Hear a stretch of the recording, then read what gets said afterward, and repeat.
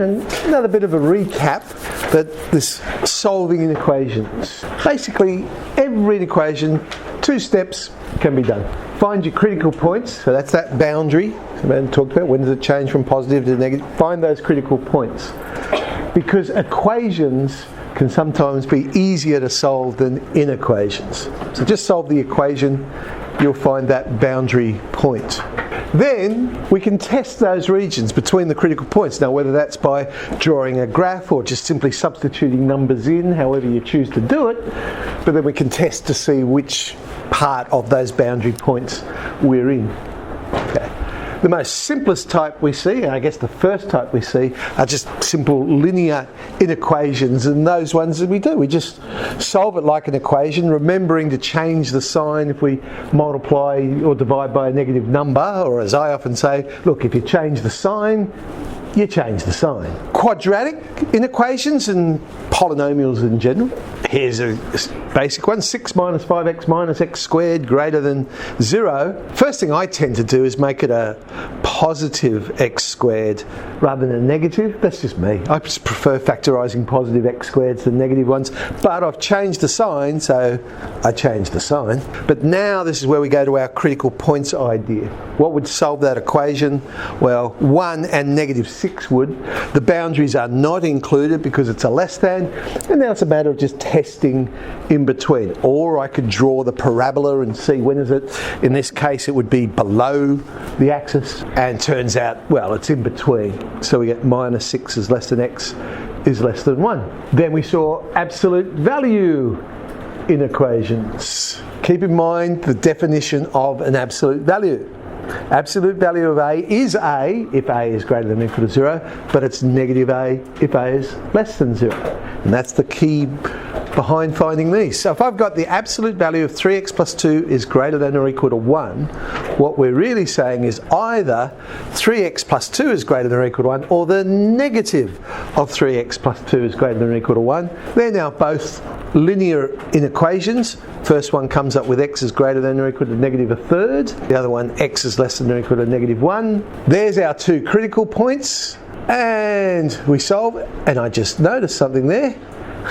I didn't colour in my circles, did I? I should have. It was greater than or equal to as well.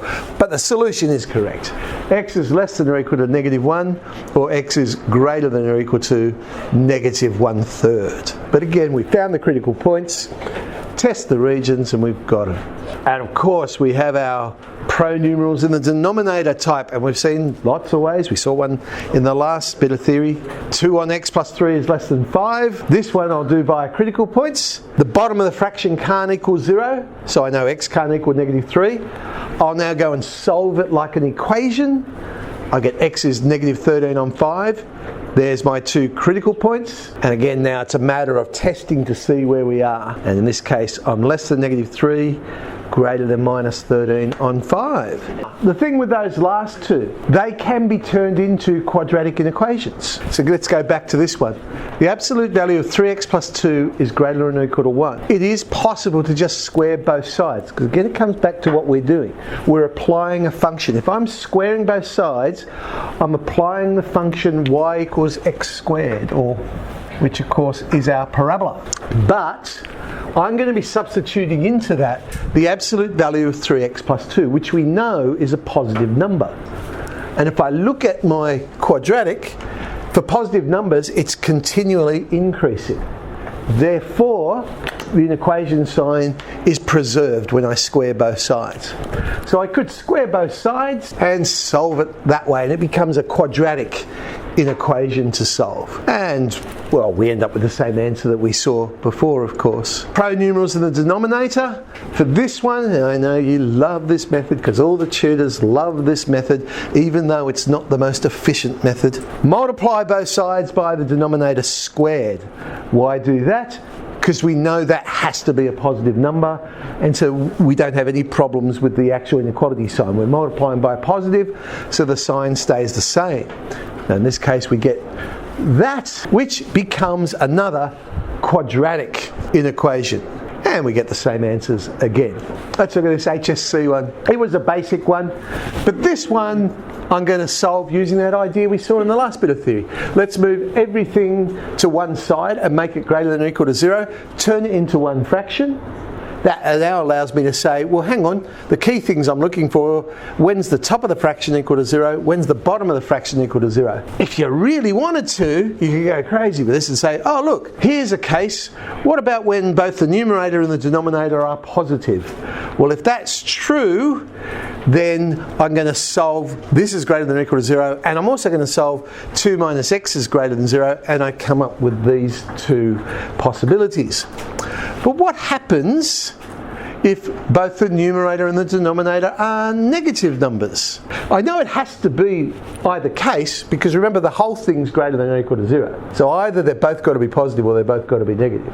So that's the other possibility. But that one has no solutions. That's a really long way of solving that problem. But it's yet another strategy you could try. Personally, I would just be looking at that and say, let's find the two critical points and then test either side. I think it's just far easier. But using our graphs to solve inequations, when we solve this idea, left-hand side minus right-hand side is greater than 0, what we are basically saying is, when is the function y equals whatever left-hand side minus right-hand side is above y equals 0. We're saying, when is this graph positive? That's what we're doing. Anytime then we want to solve some function of x is greater than some other function of x, you can still use the same idea, because you could simply say, well, when is y equals function x above y equals g of x? That's what it's saying. When is this bigger than this? So if you've got a picture, you can just read off the picture. Let's have a look at this.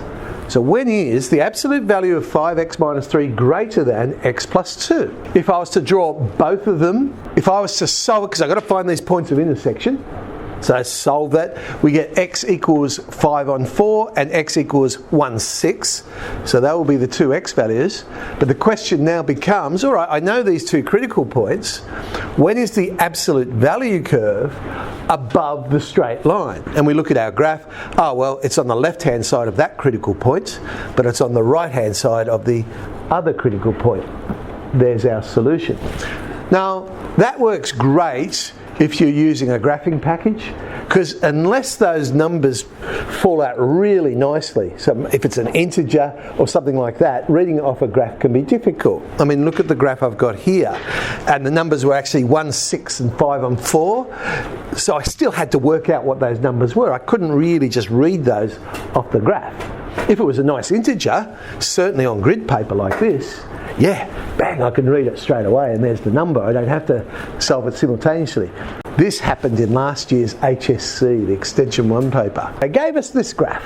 Y equals 1 over the absolute value of x minus 5. And then said, well, for what values is x on 6 greater than 1 on the absolute value of x minus 5? Well, first thing I know is x can't equal 5. I can see that here. Also, I can see it in the graph. There's an asymptote there. But bottom of the fraction, I know x equals 5 can't be a solution, basically. Let's find the critical points of this problem. So in other words, solve the equation rather than the inequation. So either x on 6 is equal to 1 on x minus 5, or x on 6 is equal to the negative of 1 of x minus 5. I'll put the negative on the other side. The first one gives me two possibilities, negative 1 or 6. And the second one, I get another two possibilities, 2 or 3.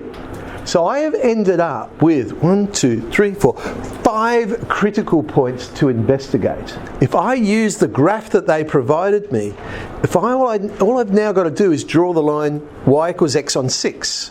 Okay, something like that. And then I can now read off it and go, well, when is this line above this graph? So let's just check each of these points. So x cannot equal 5, so I know it's not included. I go to the next one. X equals negative 1. Have a look at my graph. Well, they don't intersect at x equals negative 1. It's not going to be a point, so I'm not including that. 6, 2 and 3 must be these 3 points of intersection. And it's a greater than or equal to question, so I know they're included. Where am I on my number line? Again, let's have a look at the graph. When is the line above that curve? Well, between these two critical points, but also on the right hand side of that critical point, there's my solution. X must be in between 2 and 3, but also X is greater than or equal to 6. So solving it like an equation and then just using the graph to investigate the critical points, 3D and 3E will add to our list.